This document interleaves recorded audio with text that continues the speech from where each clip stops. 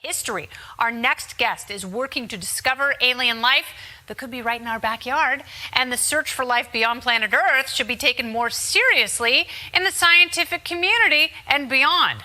But if we were to ever make contact with extraterrestrials, what would come next? And who would make the call on how humankind responds? Joining me to discuss, Harvard University professor of science and best-selling author of Extraterrestrial, Dr. Avi Loeb is back. Welcome back, Dr. Loeb.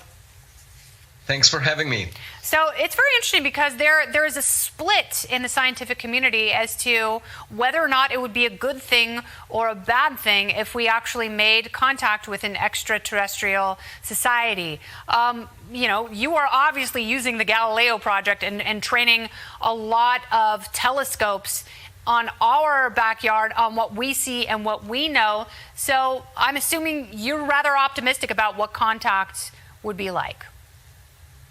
Right, because we have our science and technology only for a century, and it's very likely that whoever reached us is much more developed than we are. So we will benefit from it because we could learn new things about science and technology. We can see gadgets that represent our future.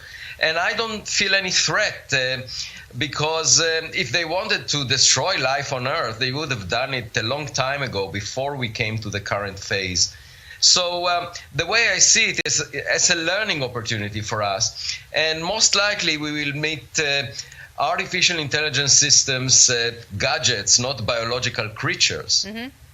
And, perhaps signals first, which you say should be received passively. So, let's say we did make contact and we did get some message before the arrival of an extraterrestrial species.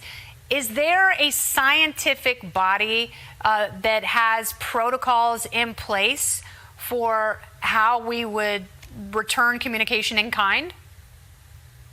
Well, I think it very much depends on what we find. If you have a visitor in your backyard, what you do depends on what you see.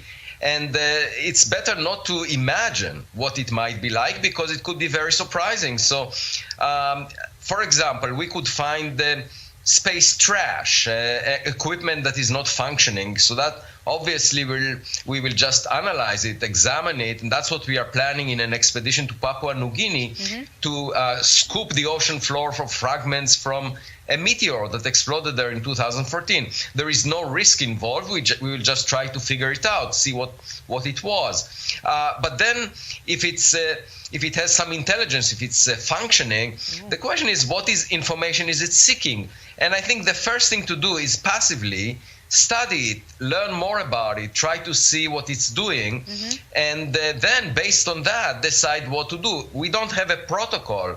There is no organization that represents humanity. But first thing to do is passively study what we find.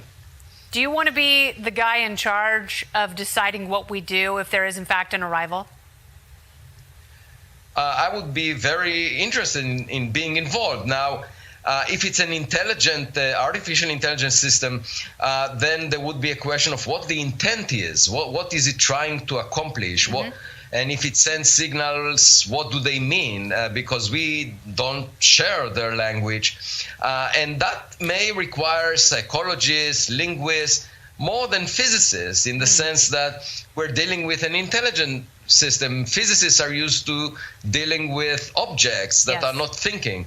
And so in that sense, I would be delighted to be involved. But if we need to ever communicate with that gadget, I would let that task be handled by a woman, because a woman has a better communication skill. That's right. And women's brains grow and change and we're able to multitask as we procreate.